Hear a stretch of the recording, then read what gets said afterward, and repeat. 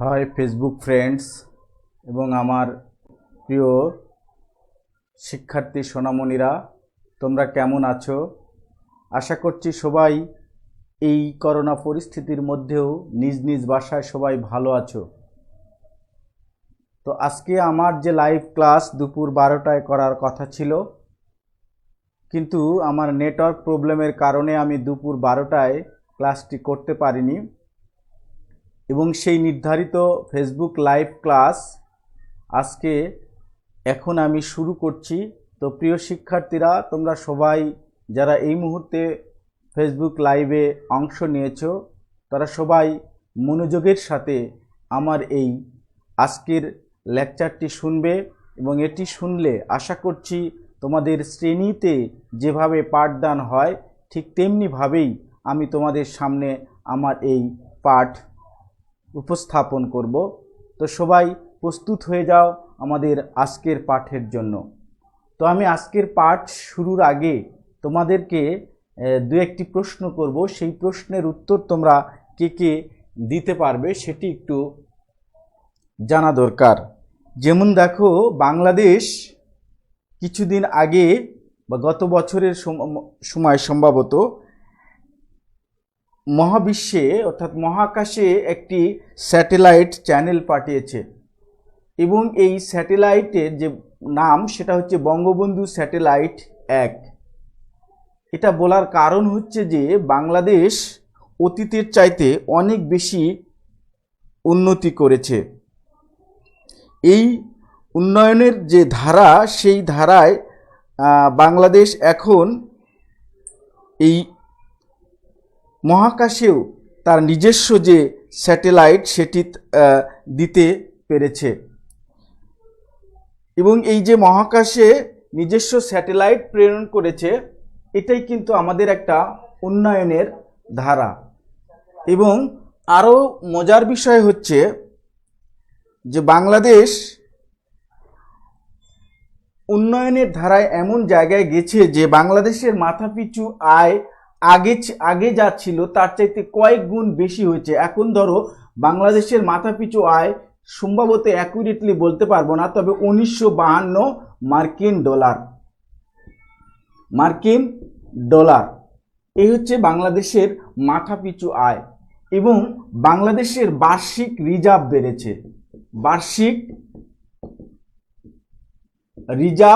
বেড়েছে এবং বাংলাদেশের রপ্তানি আয় বেড়েছে। এছাড়াও বাংলাদেশের যে রেমিটেন্স, যারা বিদেশে থাকে সেই সমস্ত বিদেশের মানুষ যে রেমিটেন্স পাঠায়, সেই রেমিটেন্সও কিন্তু বেড়েছে। এবং সব মিলায় বাংলাদেশের যে প্রবৃদ্ধি, সেই প্রবৃদ্ধির হারও এখন 8-এর ঘরে। তো আমি এতগুলো কথা বলার পিছনে এক কারণ হচ্ছে যে বাংলাদেশের উন্নয়ন হয়েছে এবং বাংলাদেশ সরকার উন্নয়নের জন্য যে চেষ্টা করছে, সেই উন্নয়নের ধাপে ধাপে আমরা এখন উন্নত বিশ্বের কাতারে। আমাদেরকে একসময় মার্কিন যুক্তরাষ্ট্র এই তলাবিহীন ঝুড়ি বলতো। আজকে সেই তলাবিহীন ঝুড়ি যে হেনরি কিসিঞ্জার বলেছিল, তাদের উত্তরসূরিরা আজকে বাংলাদেশের উন্নয়নকে নিয়ে জয়গান করছে এবং বাংলাদেশ আজ বিশ্ববাসীর কাছে উন্নয়নের রোল মডেল। পাকিস্তানের মতো দেশ, যাদের আন্ডারে একসময় আমরা ছিলাম, সেই পাকিস্তানিরা আমাদেরকে কিন্তু ভুখা বলতো। আজকে সেই পাকিস্তানের বিশিষ্ট নাগরিকেরা তারা বলছে যে ইমরান খানকে, পাকিস্তানের যে বর্তমান সরকার প্রধান, তাকে বলছে যে আমাদেরকে বাংলাদেশ বানিয়ে দাও। অর্থাৎ পশ্চিম পাকিস্তান, আমাদের সময় যে পশ্চিম পাকিস্তান ছিল, সেই পাকিস্তান কিন্তু আজকে বাংলাদেশ হতে চায়। তার মানে বাংলাদেশ এখন সারা বিশ্বের কাছে আজকে উন্নয়নের রোল মডেল। কিন্তু এই যে উন্নয়ন, এই উন্নয়নের আসলে বাংলাদেশের মূল চালিকা শক্তি কি কি? দেখো, এই হলো উন্নয়ন। এই উন্নয়নের মূল যে চালিকা শক্তি সেটা প্রথম হলো কৃষি, এরপরে আছে পোশাক শিল্প, পোশাক শিল্প, এবং তারপরে আছে কিন্তু আমাদের এই রেমিটেন্স, রেমিটেন্স অর্থাৎ এই তিনটাই হচ্ছে বাংলাদেশের অর্থনীতির মূল ভিত্তি। এখন এই তিন ক্ষেত্রে কার অবদান আছে, এই তিনটা ক্ষেত্রেই কার অবদান বেশি? এখন আমি যেটা বলতে চাচ্ছি যে এই তিনটা ক্ষেত্রেই কিন্তু নারী এবং পুরুষ উভয়ের সমান অবদান রয়েছে। এটা এককভাবে যেমন পুরুষের কৃতিত্ব নয়, আবার এককভাবে কিন্তু নারীরও কৃতিত্ব নয়, কারণ এই দুইজনের সম্মিলিত, নারী পুরুষের সম্মিলিত প্রচেষ্টায় আজকে বাংলাদেশের অর্থনৈতিক অগ্রযাত্রা অপ্রতিরোধ্য গতিতে এগিয়ে চলছে। তাই আমি এই যে আলোচনা করলাম, এই যে উন্নয়ন নিয়ে আলোচনা করলাম, এই উন্নয়নের পিছনে যেহেতু নারী পুরুষের সমান অবদান, তাই আমাদের আজকের মূলত আলোচনার বিষয় হলো নারী পুরুষ সমতা। আমাদের আলোচনার বিষয় হলো নারী পুরুষ সমতা। এই যে নারী পুরুষ সমতা, এইটি তোমাদের, আমি যেটা আলোচনার বিষয় হচ্ছে যে এই যে পঞ্চম শ্রেণীর বাংলাদেশ ও বিশ্ব পরিচয়, পঞ্চম শ্রেণীর বাংলাদেশ ও বিশ্ব পরিচয়, এই যে পাঠ্য বই, এই পাঠ্য বইয়ের অষ্টম অধ্যায় হলো নারী পুরুষ সমতা। তো আমাদের আজকের আলোচনার বিষয় হলো বাংলাদেশ ও বিশ্ব পরিচয়, পঞ্চম শ্রেণীর বাংলাদেশ ও বিশ্ব পরিচয় বিষয়ের অষ্টম অধ্যায় নারী পুরুষ সমতা। এটা নিয়ে আমরা আজকে আলোচনা করব। তো এই আলোচনা করার জন্য তোমাদেরকে বলছি যে এখানে তিনটা পার্ট আছে, এই অধ্যায়ে মোট তিনটা পার্ট আছে। পার্ট 1 নারী জাগরণের অগ্রদূত, পার্ট 1 আছে নারী জাগরণের অগ্রদূত, অর্থাৎ বেগম রোকেয়া সম্পর্কে বিস্তারিত বর্ণনা দেওয়া আছে। পার্ট 2 আছে আন্তর্জাতিক নারী দিবস, কেন আন্তর্জাতিক নারী দিবস পালন করা হয়, নারী দিবসের ইতিহাস নিয়ে সেই পার্ট 2তে আলোচনা করা আছে। আর পার্ট 3তে আছে এত কিছুর পরেও বাংলাদেশে নারী নির্যাতন হয়, তাই পার্ট 3 হচ্ছে নারী নির্যাতন। তো এই যে তিনটা পার্ট, এই তিনটা পার্টকে আমি আলোচনার সুবিধার্থে দুটি ভাগে বিভক্ত করেছি। আমার প্রথম ভাগ হলো নারী জাগরণের সূত্রপাত ও অবদান, নারী জাগরণের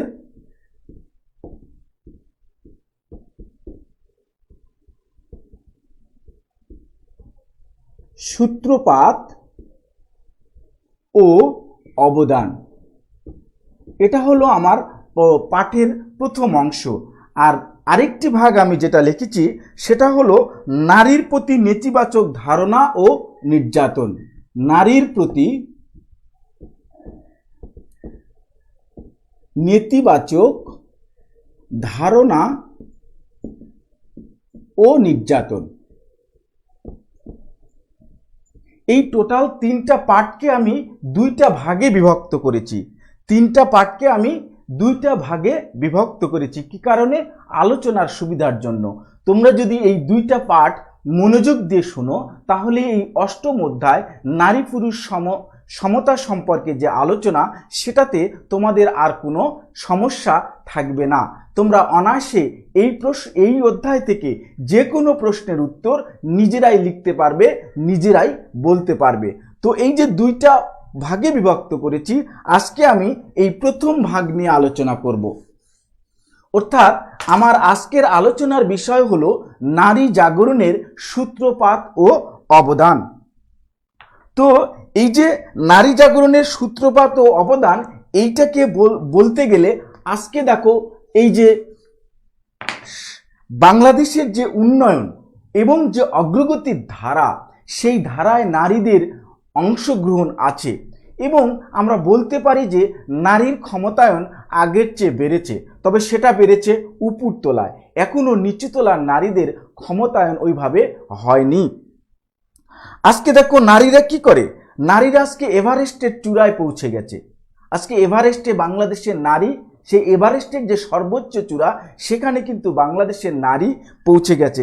আজকে নারী ডাক্তার হয়েছে, আজকে নারী ইঞ্জিনিয়ার হয়েছে, আজকে নারী বিচারক হয়েছে, নারী আইনজীবী আছে এবং নারী শিক্ষকও আছে। তোমাদেরকে যারা পড়ায় তাদের মধ্যে আমরা যেমন শিক্ষক আছি তেমনি তোমাদের ম্যাডামও রয়েছে। আবার এই নারীরাই কিন্তু আকাশে উড়ে বেড়ায়, তারা হচ্ছে পাইলট। সুতরাং আবার নারী কিন্তু আইন শৃঙ্খলা বাহিনীতেও আছে, আজকে এসপি হয়েছে নারী, আজকে আর্মিতেও কিন্তু, বাংলাদেশ সেনাবাহিনীতেও কিন্তু নারী আছে এবং নৌবাহিনীতেও নারী আছে। সবচেয়ে বড় কথা হলো বাংলাদেশ আজকে চালায় যে মাননীয় প্রধানমন্ত্রী, সেই মাননীয় প্রধানমন্ত্রী নিজেও কিন্তু একজন নারী। আমাদের সংসদের যে স্পিকার তিনিও নারী, আমাদের সংসদের যে বর্তমান বিরোধী দলীয় প্রধান তিনিও নারী। আবার আজকে যে বিরোধী দল, সেই বিরোধী দলের নেত্রীও কিন্তু নারী। অর্থাৎ নারীর যে অংশগ্রহণ বাংলাদেশের সমস্ত ক্ষেত্রে, ব্যবসা বাণিজ্য সেবা খাত সব জায়গায় নারীর অংশগ্রহণ আছে। তার মানে উন্নয়নের অংশীদার হচ্ছে আজকে নারী। কিন্তু এই যে নারীরা এই যে আজকে এত অগ্রসর হয়েছে, এত দূর এগিয়ে এসেছে, এর পিছনে কার অবদান বেশি? এক সময় নারীরা ঘর থেকে বের হতে পারত না, এক সময় নারীদের বাংলা শেখা নিষিদ্ধ ছিল, তারা কোনো রকমে মক্তবে শিখত অথবা বাড়িতে মৌলবি রেখে আরবি পড়া শিখত, ঘরের বাইরে নারীরা যেতে পারত না। এটার কারণ কি ছিল? এটার কারণ ছিল ধর্মীয় এবং সামাজিক কুসংস্কার। এই যে ধর্মীয় এবং সামাজিক কুসংস্কারের মূল কারণ হলো মানুষের ভিতরে চেতনা ছিল না, মানুষ সচেতন ছিল না। এই মানুষকে সচেতন করে মানুষের মধ্যে চেতনা ফিরিয়ে এনে নারীকে ঘর থেকে, যে মহিষী নারী প্রথম নারীকে ঘর থেকে বের করে এনেছে এবং নিজেও বের হয়েছেন, তিনি হলেন আমাদের সর্বজন শ্রদ্ধেয় এবং সবার পরিচিত বেগম রোকেয়া। ঊনবিংশ শতকের প্রথম দিকে তিনি প্রথম নারীকে ঘর থেকে বের করে নিয়ে আসেন এবং তিনি কিন্তু নারী শিক্ষার জন্য একটি বালিকা বিদ্যালয় তৈরি করেন, যেটি তার স্বামীর নামে করেছে। এই বালিকা বিদ্যালয়ের মাধ্যমেই তিনি বাড়ি বাড়ি গিয়ে মানুষকে বুঝিয়ে তাদের মেয়েদেরকে ঘর থেকে বের করে এনে শিক্ষার আলো দিয়েছেন। এ কারণেই আমরা বেগম রোকেয়াকে বলি নারী জাগরণের অগ্রদূত। তাহলে বেগম রোকেয়াকে নারী জাগরণের অগ্রদূত বলা হয়। এখন প্রশ্ন হচ্ছে, এই যে অসামান্য অবদানের জন্য নারী জাগরণের অগ্রদূত হলেন বেগম রোকেয়া, এই নারী শিক্ষা তিনি কেন এত গুরুত্ব দিলেন, বা নারী জাগরণের প্রতি তিনি কেন এত গুরুত্ব দিলেন? এর পিছনে মূল কারণ হলো, একটা সমাজ এবং রাষ্ট্রের যদি টেকসই উন্নয়ন এবং নারীর অধিকার প্রতিষ্ঠা করা যায়, তাহলে নারীকে শিক্ষিত করতে হবে। তাই নারী শিক্ষার প্রয়োজন কেন, এটি আমাদের জানার প্রয়োজন। নারী শিক্ষার প্রয়োজন কেন? প্রিয় শিক্ষার্থীরা, আমরা অলরেডি এখন পাঠে প্রবেশ করেছি। এখন তোমরা এইরকম যে বিষয়গুলো আমি লিখব, তোমরা প্রত্যেকটা কিন্তু এগুলো খাতায় লিখে রাখবে, কারণ এগুলোই তোমাদের পরবর্তীতে প্রশ্ন করার ক্ষেত্রে কাজে লাগবে। তো দেখো, নারী শিক্ষার প্রয়োজন কেন? এই প্রশ্নের উত্তরে বলা যায় যে সমাজ ও রাষ্ট্রের টেকসই উন্নয়ন এবং নারীর অধিকার প্রতিষ্ঠার জন্য নারী শিক্ষার প্রয়োজন। আমি আবার বলছি, তোমরা সবাই মনে রাখার জন্য, যে সমাজ এবং রাষ্ট্রের টেকসই উন্নয়ন ও নারীর অধিকার প্রতিষ্ঠার জন্য নারী শিক্ষা প্রয়োজন। প্রিয় শিক্ষার্থীরা, আমি আরও একবার বলছি যে নারী শিক্ষা প্রয়োজন কেন? সমাজ ও রাষ্ট্রের টেকসই উন্নয়ন এবং নারীর অধিকার প্রতিষ্ঠার জন্য নারী শিক্ষা প্রয়োজন। এবার আসো নারী শিক্ষার সুফল বা গুরুত্ব কি কি। অর্থাৎ নারী যদি শিক্ষিত হয়, নারীকে যদি শিক্ষিত করা যায়, তাহলে এই নারীর শিক্ষার জন্য কি কি সুফল সমাজ ও রাষ্ট্রের জন্য, পরিবারের জন্য বয়ে আনবে, অথবা এটাকেই ঘুরিয়ে বলা যায় যে নারী শিক্ষার গুরুত্ব কি কি। তাহলে আমাদের দ্বিতীয় জানার বিষয় হলো নারী শিক্ষার সুফল বা গুরুত্ব। তোমরা কিন্তু খুব সুন্দর করে খাতায় লিখে রাখবে কিন্তু যে নারী শিক্ষার সুফল বা গুরুত্ব কি। তো নারী শিক্ষার সুফল বা গুরুত্ব, অর্থাৎ নারী যদি শিক্ষিত হয় তাহলে আমাদের সমাজের, আমাদের পরিবারের, আমাদের রাষ্ট্রের কি হবে এবং নারীরই বা কি উপকার হবে, এগুলোই হচ্ছে নারী শিক্ষার সুফল বা এটাই হচ্ছে নারী শিক্ষার গুরুত্ব। তাহলে এই প্রশ্নটাকে কিন্তু দুভাবে করা যাবে, একটা হচ্ছে নারী শিক্ষার সুফল কি কি, আর একটা হচ্ছে নারী শিক্ষার গুরুত্ব কি কি। কেউ কেউ আবার প্রশ্ন করতে পারে যে নারী শিক্ষার তাৎপর্য কি কি। তিনটেরই কিন্তু একই উত্তর, নারী শিক্ষার সুফল, নারী শিক্ষার গুরুত্ব এবং নারীর শিক্ষার তাৎপর্য। এই তিনটার উত্তর কিন্তু একই হবে। উত্তরগুলো কি কি হবে দেখো। এক হচ্ছে সমাজ ও রাষ্ট্রের প্রকৃত উন্নয়ন হবে, সমাজ ও রাষ্ট্রের প্রকৃত উন্নয়ন হবে। দুই,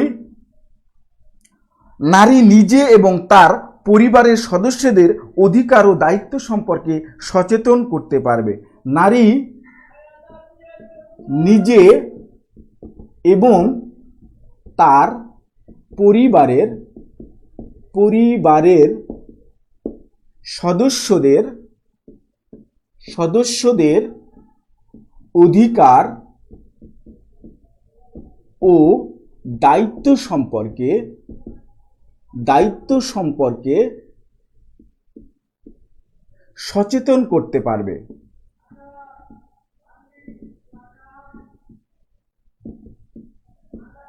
তিন, কর্মসংস্থানের সুযোগ সৃষ্টি হবে। নারীর কর্মসংস্থানের সুযোগ সৃষ্টি হবে।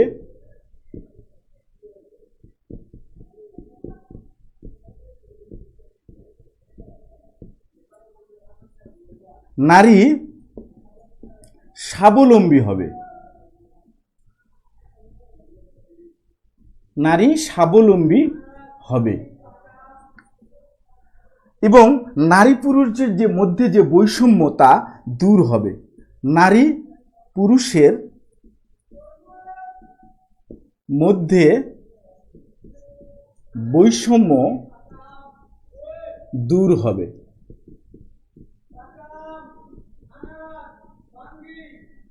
আরেকটা হচ্ছে নারী নির্যাতনের মাত্রা কমে যাবে। আমি লেখার জায়গা না থাকার জন্য লিখতে পারলাম না, সেটা হচ্ছে যে নারী পুরুষের মাত্রা কমে যায়। নির্যাতন হয়, সেই নির্যাতনে নারী যে নির্যাতিত হয় সেই নির্যাতনের মাত্রা কমে যাবে। তাহলে তোমাদের সুবিধার্থে আমি বলছি যে নারী শিক্ষার সুফল কি কি। সমাজ ও রাষ্ট্রের প্রকৃত উন্নয়ন হবে, নারী নিজে এবং তার পরিবারের সদস্যের অধিকার ও দায়িত্ব সম্পর্কে সচেতন করতে পারবে, নারী কর্মসংস্থানের সুযোগ সৃষ্টি হবে এবং নারী স্বাবলম্বী হবে। আর নারী পুরুষের মধ্যে যে বৈষম্য সেটি দূর হবে এবং নারী নির্যাতনের মাত্রা কমে যাবে। তাহলে প্রিয় শিক্ষার্থীরা, তোমরা কিন্তু খুব সুন্দরভাবে আজকে বুঝতে পারলে যে নারী শিক্ষার সুফল বা গুরুত্ব কি কি।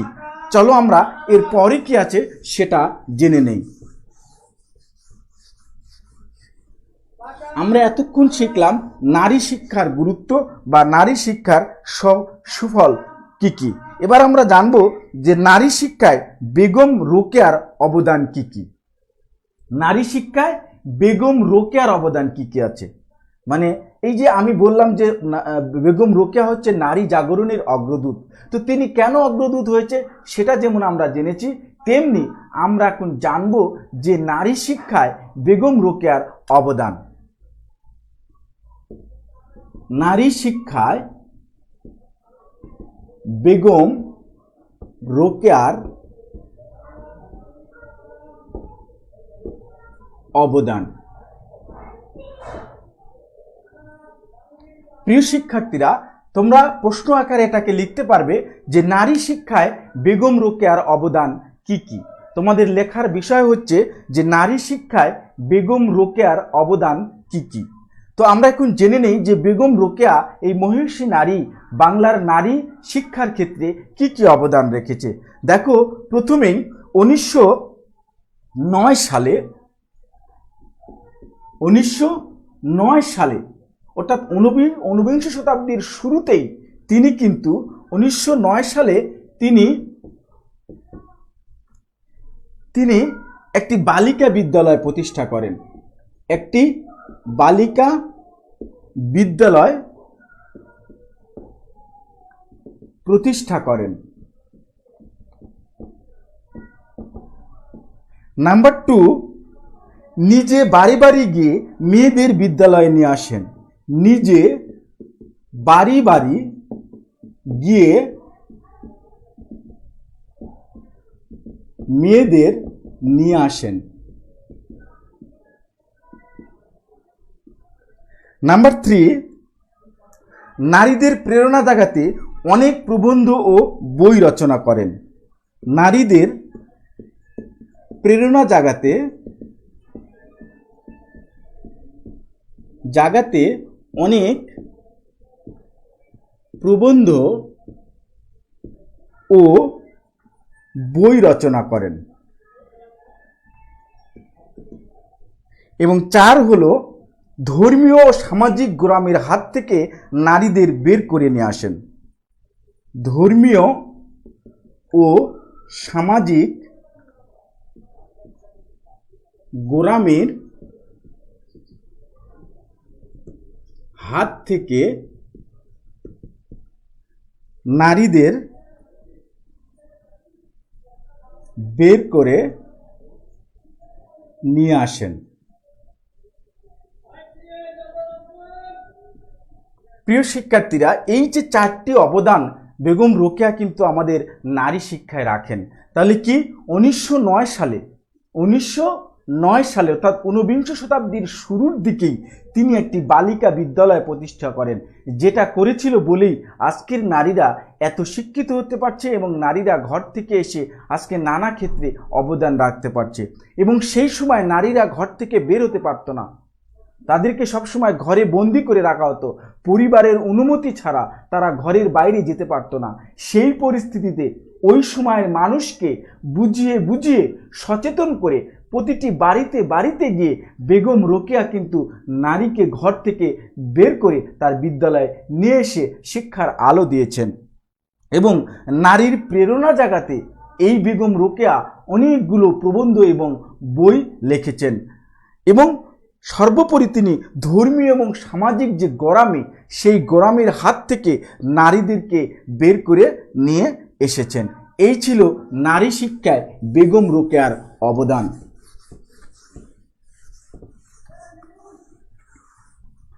প্রিয় শিক্ষার্থীরা, আমরা এবার জানবো নারী উন্নয়নে বেগম রোকেয়ার কি অবদান।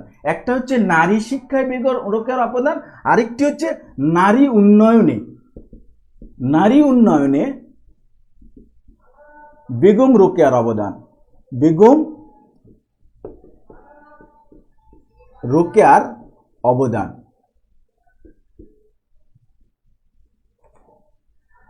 একই বিষয়, প্রায় সেম। নারী শিক্ষায় বেগম রোকেয়ার যে অবদান, সেক্ষেত্রে নারী উন্নয়নেরও বেগম রোকেয়ার অবদান প্রায় সেম। 2-1টি বাক্যের হয়তো তারতম্য হইতে পারে। যেমন দেখো, তিনি প্রথম ভারতীয় উপমহাদেশে নারী শিক্ষার প্রচলন করেন। অর্থাৎ এই যে আমাদের ভারতীয় উপমহাদেশ, আজকের যে বাংলাদেশ এবং পাকিস্তান, ভারত, এই 3টা দেশ মিলে একটা সময় কিন্তু ভারতীয় উপমহাদেশ ছিল, আমরা ব্রিটিশদের আন্ডারে ছিলাম।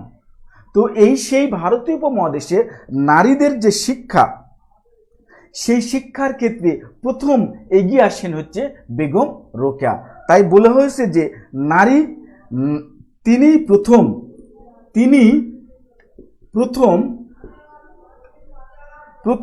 ভারতীয় উপমহাদেশে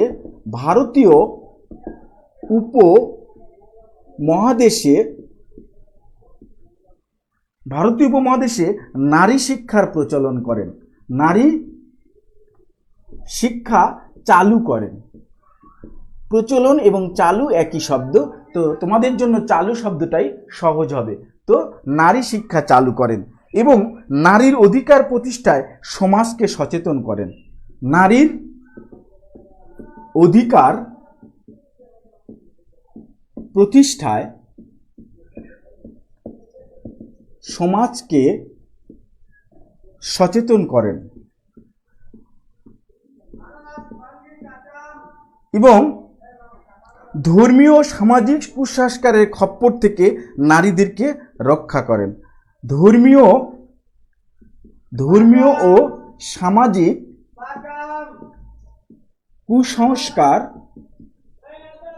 কুসংস্কারের খপ্পর থেকে নারীদের বের করে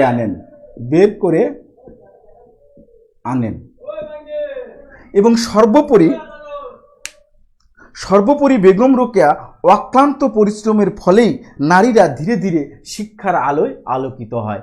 এটাও আমি নিচে লিখতে পারলাম না, তোমরা সবাই লিখে নিবে। সেটা হচ্ছে যে বেগম রোকেয়ার অক্লান্ত পরিশ্রমের ফলেই নারীরা ধীরে ধীরে শিক্ষার আলোয় আলোকিত হন। আমি আরও একবার এই নারী উন্নয়নে বেগম রোকেয়ার অবদান তোমাদের সামনে উপস্থাপন করছি যে বেগম রোকেয়াই, এখানে তিনি না লিখে তোমরা একটু লিখবে বেগম রোকেয়াই প্রথম ভারতীয় উপমহাদেশে নারী শিক্ষা চালু করেন, নারীর অধিকার প্রতিষ্ঠায় সমাজকে সচেতন করেন, ধর্মীয় সামাজিক কুসংস্কারের খপ্পর থেকে নারীদেরকে বের করে আনেন এবং বেগম রোকেয়ার অক্লান্ত পরিশ্রমের ফলেই এই ভারতীয় উপমহাদেশে নারীরা শিক্ষার আলোয় আলোকিত হন। তো প্রিয় শিক্ষার্থীরা, আমরা কিন্তু এটাও জেনে গেলাম যে নারী উন্নয়নে বেগম রোকেয়ার অবদান কি। এই ছিল আমাদের মহিষী নারী বেগম রোকেয়ার বাংলার নারী জাগরণের তার যে অবদান, সেটা এতক্ষণ ধরে আমরা আলোচনা করলাম। আর বাংলাদেশ সহ ভারতীয় উপমহাদেশ সহ সারা বিশ্বে নারী জাগরণের ক্ষেত্রে আরও একজন নারী অনেক অবদান রেখেছেন। তার নাম কি তোমরা জানো? তিনিও একজন প্রখ্যাত নারী, ক্লারা জেটকিন।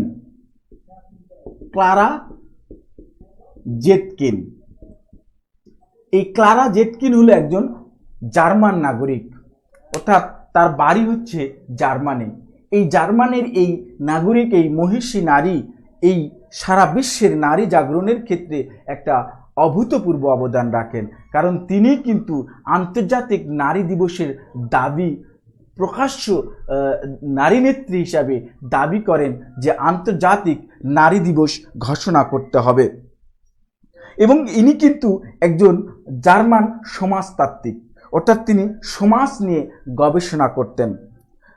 তো এই 1910 সালে, কবে? 1910 সালে এই ক্লারা জেটকিন এক আন্তর্জাতিক সম্মেলনে নারীর ভোটাধিকার এবং নারী দিবস ঘোষণার দাবি জানান। অর্থাৎ আজকে নারীরা যে ভোট দিতে পারছে, এই ভোট দেওয়া নারীদের জন্য একসময় কঠিন ছিল। কারণ কি? কারণ তারা ঘর থেকে বের হতে পারতো না। সে কারণে এই নারীর ভোটাধিকার এবং আন্তর্জাতিক নারী দিবসের ঘোষণা যে দাবি, সেই দাবিটি উত্থাপন করেন 1910 সালে এই জার্মান সমাজতত্ত্ববিদ বা জার্মান সমাজতাত্ত্বিক নারী নেত্রী ক্লারা জেটকিন।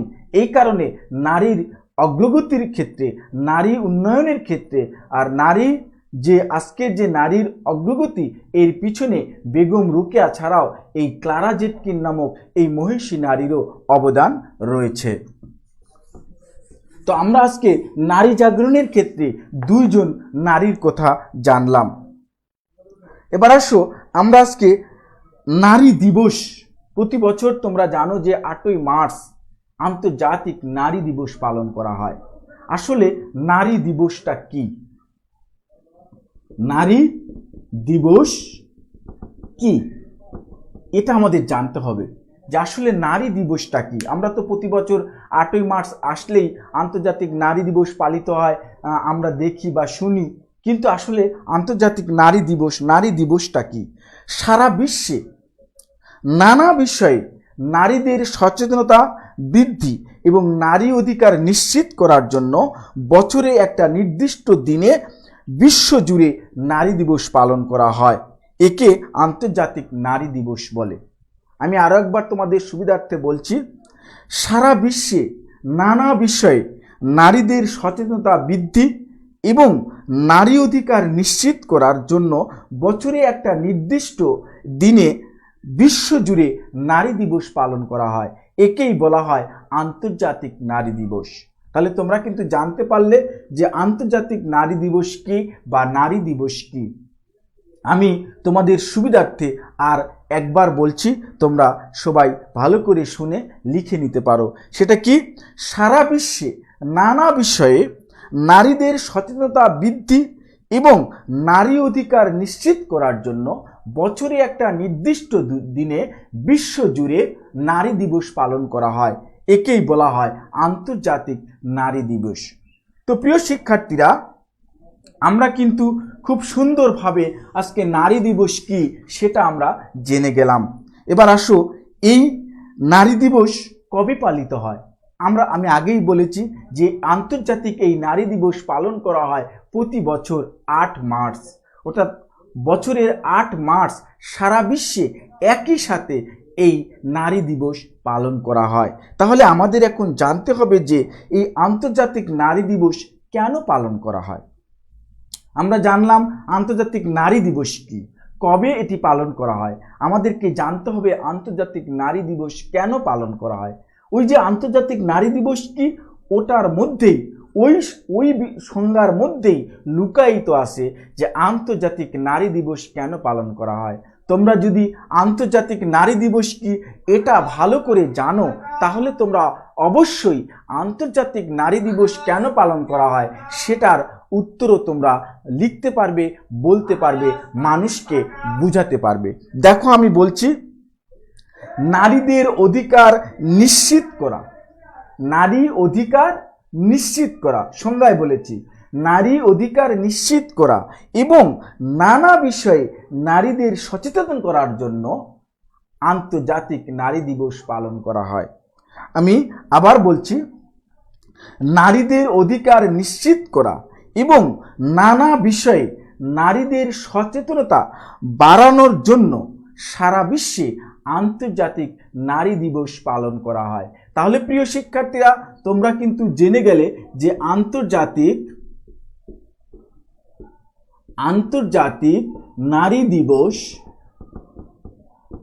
নারী দিবস কেন পালন করা হয়।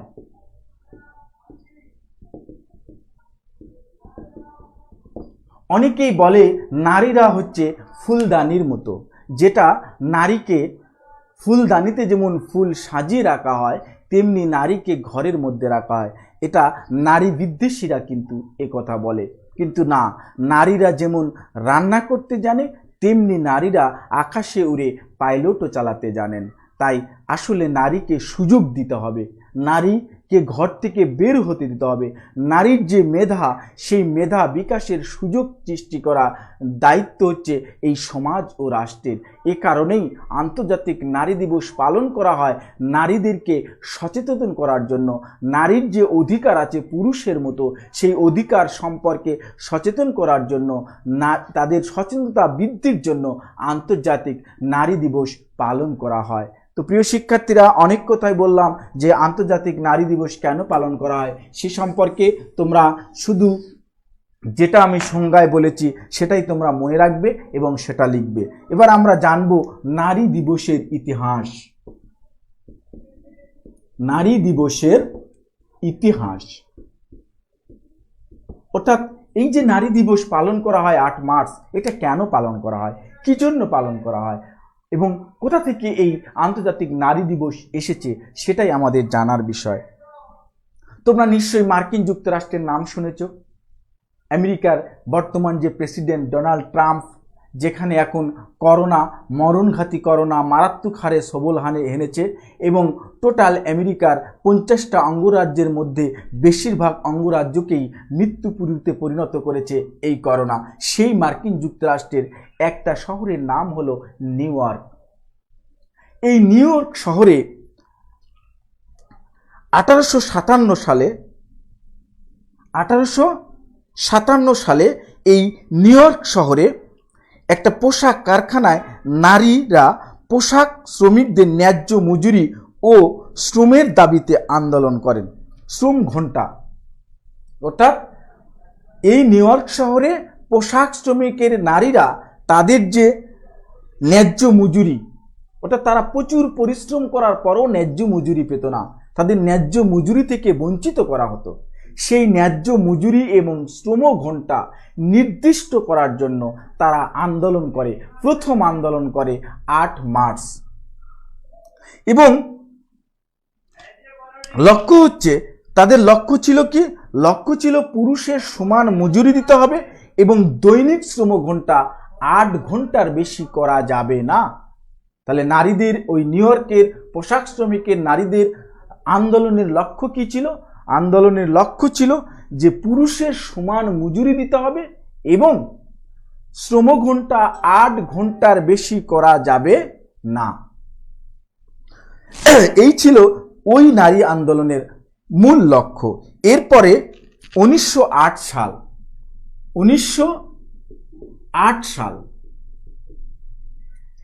এই দিনে কি হয় দেখো, এটাও ছিল 8 মার্চ। এটাও ছিল কি? 8 মার্চ। আগের আন্দোলনটি ছিল 8 মার্চ এবং এটাও ছিল 8 মার্চ। এদিন কি হয়েছে? ওই একই শহর, নিউ ইয়র্ক শহরে নারী পোশাক শ্রমিকের যে নারীরা আছে, এই পোশাক শ্রমিকের নারীরা আরেকটি প্রতিবাদ সমাবেশ করে। এখানে কি করে? তারা আরও একটি প্রতিবাদ সমাবেশ করে এবং সেই সমাবেশ চলে প্রায় 14 দিন ধরে। এবং 14 দিন ধরে চলা এই সমাবেশের দাবি কি ছিল? তাদের দাবি ছিল কর্মক্ষেত্রে অতিরিক্ত শ্রম চলবে না। অর্থাৎ তাদের যে আগের দাবি ছিল 8 ঘন্টা শ্রম ঘন্টা 8 ঘন্টার বেশি করা যাবে না, এই 8 ঘন্টার পরেও নারীদেরকে বিভিন্ন জায়গায় শ্রম দিতে হতো। এই যে শ্রম, অতিরিক্ত শ্রম, এই শ্রম দিতে পারবো না, এই দাবি তুলেছিল ওই নিউ ইয়র্কের নারীরা 1908 সালে ওই 8ই মার্চে। এবং তাদের আরেকটা দাবি ছিল শিশু শ্রম বন্ধ করতে হবে। দেখো কত বছর আগে এই নারীরা দাবি তুলেছিল শিশু শ্রম বন্ধ করতে হবে, এই নারীরা দাবি তুলেছিল শ্রম ঘন্টা 8 ঘন্টা করতে হবে, এই নারীরা দাবি তুলেছিল পুরুষের সমান মজুরি দিতে হবে, ন্যায্য মজুরি নিশ্চিত করতে হবে। যে লড়াই, যে সংগ্রাম এখনো বাংলাদেশের গার্মেন্টস শ্রমিকরা, আমাদের সেলাই দিদিমণিরা এখনো যে লড়াই করছে, সেই লড়াই হয়েছিল আরো অনেক বছর আগে। তো এর মাত্র 2 বছর পরে 1910 সাল, অর্থাৎ 8-এর পরে 1910 সালে ওই যে বলেছিলাম ক্লারা জেটকিন, জার্মান সমাজতত্ত্ববিদ, সেই জার্মান সমাজতত্ত্ববিদ ক্লারা জেটকিন দাবি তুলেছিল নারী দিবস ঘোষণা করতে হবে, আন্তর্জাতিক নারী দিবস ঘোষণা করতে হবে। এর 3 বছর পর 1913 সাল, অর্থাৎ 8 থেকে 10, 10 থেকে 13, এই 1913 সালে রাশিয়ায়, আজকে যেটা পুতিন যে রাষ্ট্রের প্রেসিডেন্ট, সেই ইউরোপের একটি দেশ রাশিয়া, যেটা একসময় সোভিয়েত রাশিয়া ছিল, অর্থাৎ অনেকগুলো রাষ্ট্র মিলে রাশিয়া ছিল এবং সেটা ছিল সমাজতান্ত্রিক রাষ্ট্র।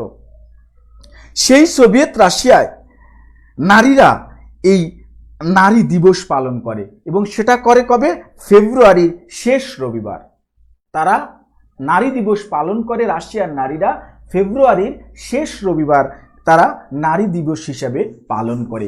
এইভাবে আস্তে আস্তে নারী দিবসের যে ইতিহাস, সেটা আমরা এখান থেকে জানলাম। এখন আন্তর্জাতিক নারী দিবস কবে হলো?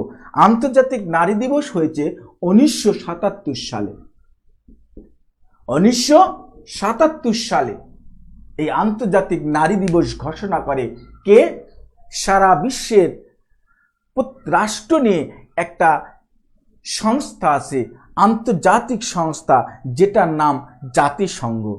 এই জাতিসংঘ ঘোষণা করে 1977 সালের 8 মার্চ সারা বিশ্বে আন্তর্জাতিক নারী দিবস পালন করা হবে। সেই থেকে সারা বিশ্বে প্রতি বছর 8 মার্চ আন্তর্জাতিক নারী দিবস পালন করা হয়। তো প্রিয় শিক্ষার্থীরা, তোমরা কিন্তু খুব সুন্দরভাবে আজকে এই যে আন্তর্জাতিক নারী দিবসের যে ইতিহাস সেটা তোমরা জানতে পারলে, বুঝতে পারলে, শিখতে পারলে। আশা করছি আন্তর্জাতিক নারী দিবস সম্পর্কে তোমরা এখন থেকে খুব ভালোভাবে বলতে পারবে এবং মানুষকে বুঝাতে পারবে। পাশাপাশি তোমরা লিখতেও পারবে যে আন্তর্জাতিক নারী দিবসের ইতিহাস কী এবং কবে এই দিবসটি পালন করা হয়, কেন এই দিবসটি পালন করা হয়, আন্তর্জাতিক নারী দিবসই বা কী। তো প্রিয় শিক্ষার্থীরা, এবার আসো এই নারী দিবস আমরা যে প্রতি বছর পালন করি, এই বাংলাদেশ সহ সারা বিশ্বের মানুষ যে আন্তর্জাতিক নারী দিবস পালন করে সেটা কেন পালন করে এবং এর তাৎপর্য কী, এই নারী দিবসের তাৎপর্য কী। তো আমরা এখন জানব আন্তর্জাতিক নারী দিবসের তাৎপর্য।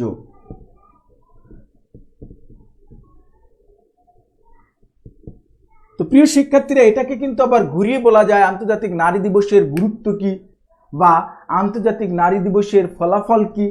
এগুলো কিন্তু বারবার ঘুরিয়ে ফিরে উত্তর কিন্তু একই হবে, প্রশ্নের যাই করা হোক উত্তর কিন্তু একই হবে। তো আমরা এখন গুরুত্ব জানব বা তাৎপর্য জানব। প্রথম তাৎপর্য কি? সকল স্তরের নারীর সমতার দাবিতে প্রতিষ্ঠা করতে, অর্থাৎ সকল স্তরে বা সর্বস্তরে নারীর সমতা প্রতিষ্ঠা করতে এই দিবসটি পালন করা হয়। অর্থাৎ এই দিবসের মধ্য দিয়ে পৃথিবীর নারীদেরকে জাগরিত করা হয় যে তোমাদেরও অধিকার আছে, তোমরা একটু সচেতন হও, তাহলে তোমাদের অধিকার প্রতিষ্ঠিত হবে। আর তোমাদের অধিকার প্রতিষ্ঠিত হলে বিশ্ববাসীর উন্নয়ন হবে, বিশ্বের উন্নয়ন হবে। পাশাপাশি তোমাদের উপরে যে নির্যাতন নিপীড়ন চলে, তোমাদের ক্ষেত্রে যে বৈষম্য করা হয়, সেই বৈষম্য থাকবে না। অতএব আসো নারীর সমতা প্রতিষ্ঠায় তোমরা সচেতন হও। এ কারণেই এবং সেটা সর্বক্ষেত্রে সচেতন হও, এ কারণেই এই দিবসটি পালন করা হয়। এবং দ্বিতীয়ত, নারী পুরুষের সমতা প্রতিষ্ঠার লড়াইয়ে ইতিবাচক সাড়া জাগানো। নারী পুরুষের সমতা প্রতিষ্ঠার লড়াইয়ে ইতিবাচক সাড়া জাগানো।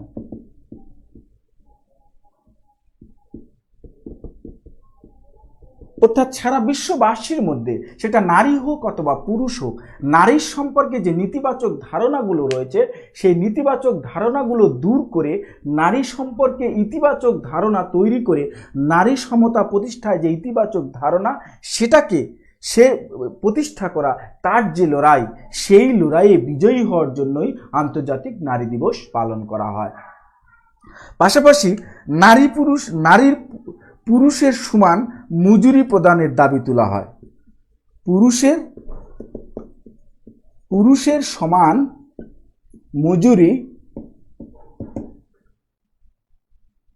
মজুরির দাবি তোলা হয়। এই দিবসের মাধ্যমে নারীরা স্লোগান তোলে যে নারী পুরুষের বৈষম্য দূর করো, পুরুষের সমান মজুরি দিতে হবে।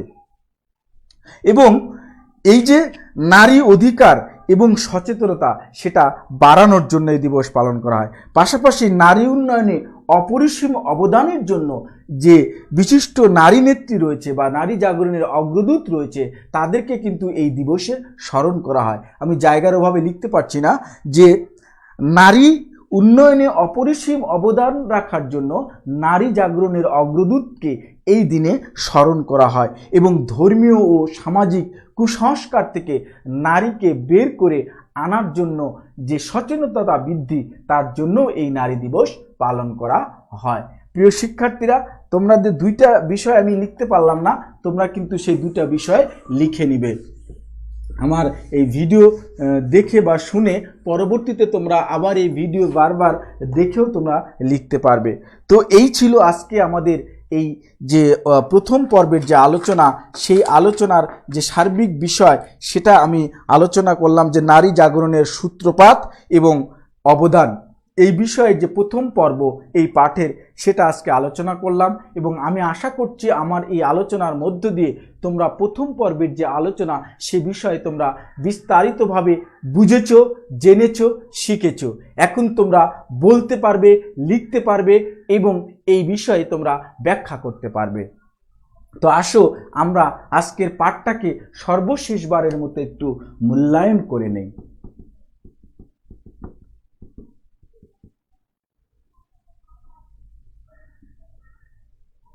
এই পাঠের মূল্যায়ন কি, অর্থাৎ তোমরা এই পাঠ থেকে কি কি জেনেছো সেটা একটু রিভিউ করা দরকার। খালি আমি বারবার বলে গেলাম, তোমরা সমস্ত কিছু শুনলে কিন্তু এই কি কি বললাম বা আসলে কি কি জানার ছিল, কি কি জানছি সে বিষয়টা একটা সংক্ষেপে একটা সামারি করা দরকার। সেটাই হচ্ছে মূলত পাঠের মূল্যায়ন।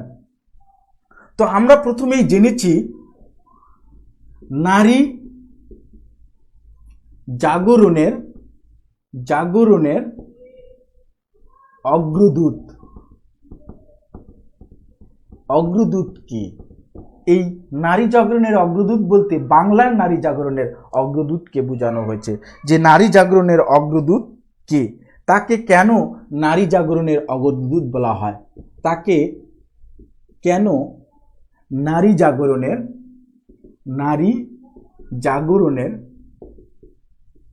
অগ্রদূত বলা হয়। আমরা কিন্তু খুব সুন্দরভাবে বলেছি যে নারী জাগরণের অগ্রদূত হচ্ছে মহিষী নারী বেগম রোকেয়া এবং তিনি বাংলাদেশের নারী শিক্ষা এবং নারী উন্নয়নে অসামান্য অবদান রেখেছে, এ কারণেই তাকে নারী জাগরণের অগ্রদূত বলা হয়। এবং তিনি কবে জন্মগ্রহণ করেন, তিনি কবে কোথায় জন্মগ্রহণ করেন?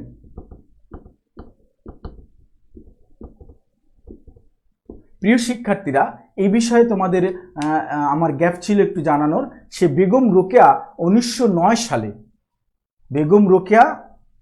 1909 সালে রংপুরের পায়রাবন্দ গ্রামে জন্মগ্রহণ করেন।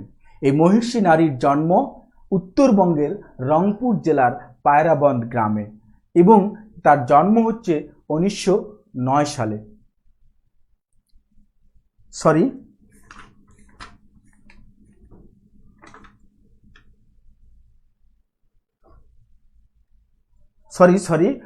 1909 সালে মূলত তার মৃত্যু হয়। তার জন্ম হচ্ছে 1880 সালে। প্রিয় শিক্ষার্থীরা, আমার এই অনেকাঙ্ক্ষিত ভুলের জন্য আমি ক্ষমা প্রার্থী। বেগম রোকেয়ার জন্ম 1880 সালে, 1880 সালের 9 ডিসেম্বর। বেগম রোকেয়ার জন্ম 1880 সালের 9 ডিসেম্বর।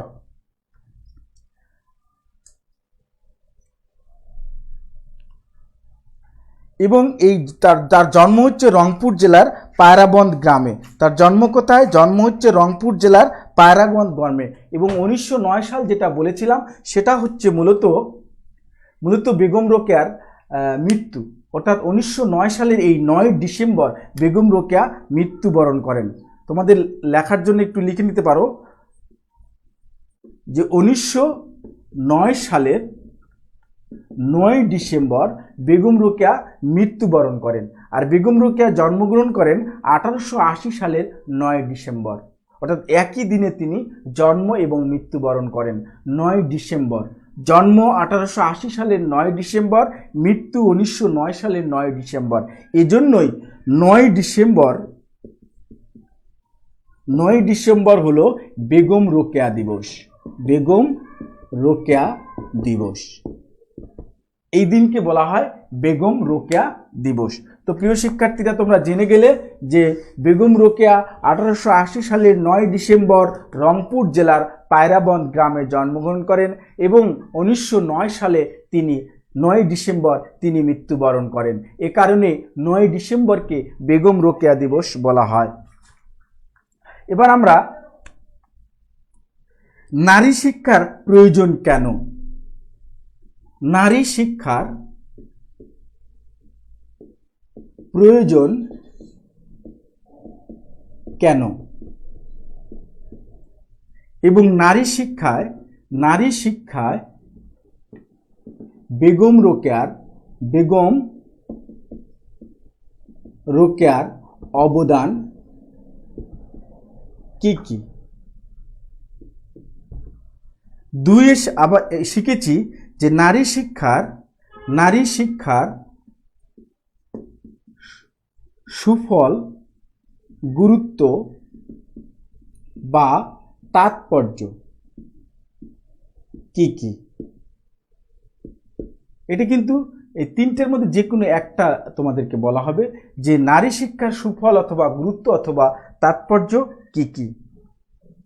এবং আমরা নারী উন্নয়নে বেগম রোকেয়ার অবদান কি কি। তারপর হলো নারী দিবস কি, নারী দিবস কি, কেন এই দিবস পালন করা হয়, কেন এই দিবস পালন করা হয় এবং নারী দিবসের গুরুত্ব ও তাৎপর্য কি। নারী দিবসের গুরুত্ব ও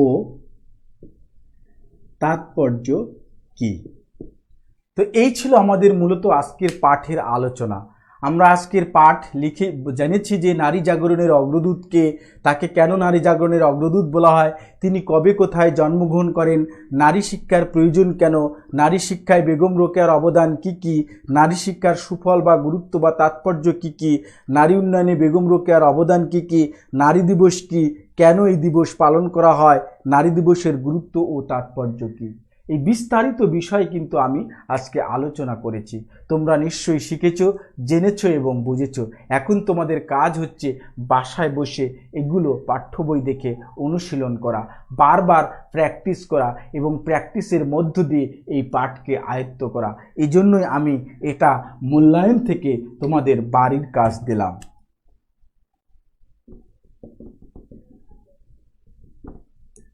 তোমাদের বাড়ির কাজ দিলাম, তোমরা খুব সুন্দরভাবে এগুলো বাসায় বসে আয়ত্ত করবে, বাড়ির কাজ লিখে রাখবে এবং স্কুল খোলার সাথে সাথে তোমরা তোমাদের বিষয় শিক্ষক যারা আছেন, বাংলাদেশ ও বিশ্ব পরিচয়ের বিষয় শিক্ষক, তাদেরকে দেখাবে এবং আমি যে সেকশানে ক্লাস নেই তোমরা আমাকেও এগুলো দেখাবে।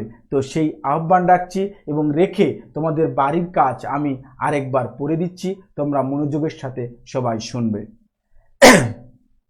নারী জাগরণের অগ্রদূতকে, তাকে কেন নারী জাগরণের অগ্রদূত বলা হয়, তিনি কবে কোথায় জন্মগ্রহণ করেন, নারী শিক্ষার প্রয়োজন কেন, নারী শিক্ষায় বেগম রোকেয়ার অবদান কি কি, নারী শিক্ষার সুফল বা গুরুত্ব বা তাৎপর্য কি কি, নারী উন্নয়নে বেগম রোকেয়ার অবদান কি কি, নারী দিবস কি, কেন এই দিবস পালন করা হয়, নারী দিবসের গুরুত্ব ও তাৎপর্য কি।